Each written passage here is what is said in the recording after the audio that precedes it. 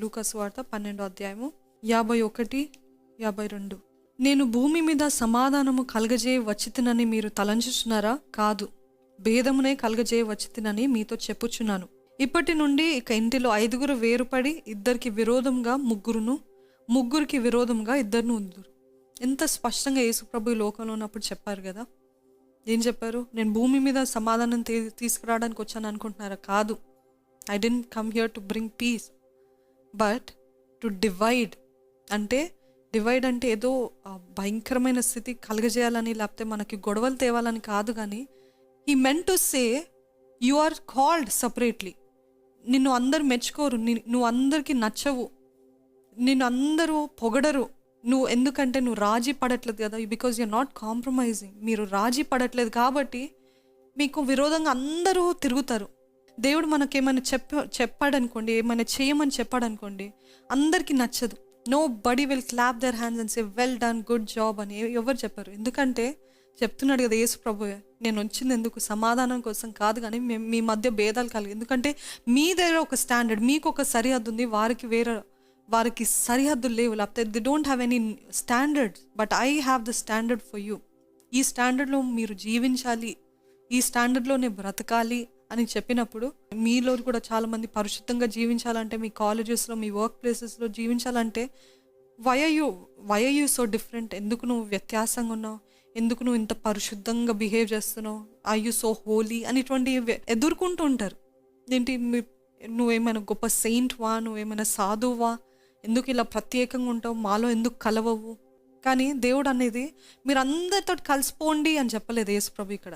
మీరు వేరుగా ఉండండి, మీరు ప్రత్యేకంగా ఉండండి, మీకు ఇచ్చిన స్టాండర్డ్స్ని మీరు మెయింటైన్ చేయండి, మీకు ఇచ్చిన నియమాల్ని దాని ప్రకారంగా జీవించండి అని యేసుప్రభు ఈ లోకంలో వచ్చినప్పుడు మన కోసము, ఆయన బిడ్డల కోసం చెప్పి ఉన్నాడు. ఈరోజు రాజీ పడటం అనేది కూడా చాలామందికి ఏంటిదంటే, రాజీ పడటం ఒకేసారి కాంప్రమైజ్ అవ్వడం కాదు, కానీ మన జీవితంలో కొద్దిగా కొన్ని విషయాలు రాజీ పడుతున్నాం కదా. ఈ చిన్నదే కదా, ఇది పర్వాలేదులే, ఇది చిన్నదే. అది మెల్లమెల్లగా ఎలాగ అవుతుందంటే, ఈ స్థానంలో ఉండాల్సిన నేను, ఇప్పుడు నేను పోడియం దగ్గర ఉన్నాను కదండి, పోడియం దగ్గర నుండి ఉండాల్సిన నేను, ఇది నా స్థానం అనుకోండి, ఇది దేవుడు నాకు నియమించిన స్థానం, ఇది దేవుడు నాకు నియమించిన స్థలం అనుకోండి. రాజీ పడటం అంటే ఎలాగుంటుందంటే, మెల్లమెల్లగా ఒక స్టెప్ వెనక్కి వెళ్ళటం, మరి ఒకసారి వెనక్కి వెళ్ళటం, మరొకసారి వెనక్కి వెళ్ళటం.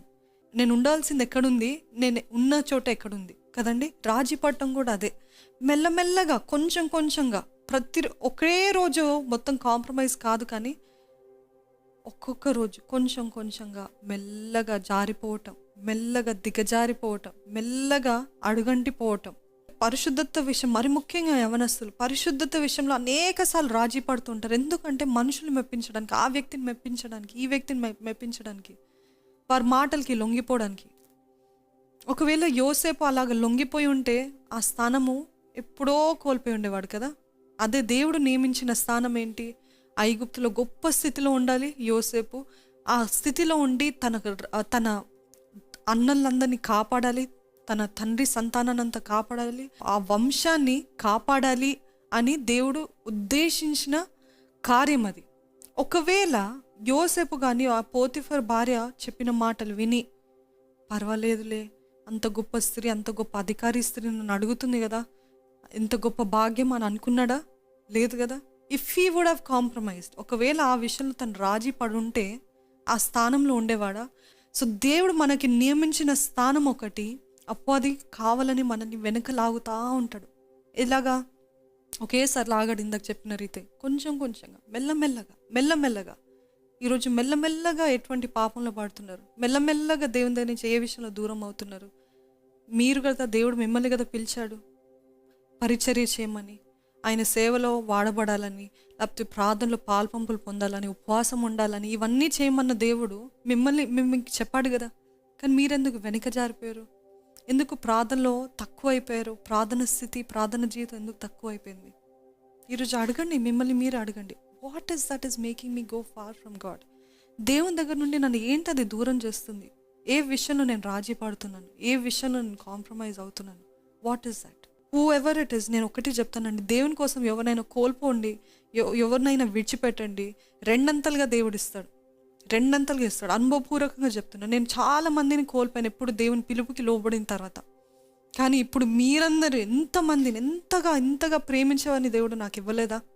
ఆ కొద్ది మంది కోసం నేను దేవుని తృణీకరించుంటే ఇంత గొప్ప స్థితి కలిగి ఉండేదా? ఆ చిన్న చిన్న త్యాగాలనే దేవుడు లెక్క చేస్తాడు.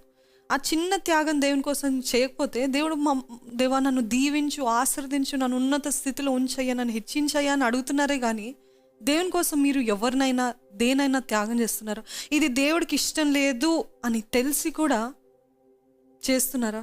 I'm telling you, don't look back. వాళ్ళు ఏమనుకుంటారా, వాళ్ళని బాధ పెడతానా, వాళ్ళు నా గురించి అసహ్యంగా మాట్లాడతారు, వాళ్ళు నా గురించి ఇలాగ అనుకుంటారు, డజంట్ మ్యాటర్. ఏమనుకున్నా పర్వాలేదు, ఏమైనా పర్వాలేదు అయ్యా, నేను నీ కోసం ఈ త్యాగం చేస్తున్నాను, నేను నీ కోసం, నీ నిమిత్తమై, నీ కోసం, because this is the standard of my God.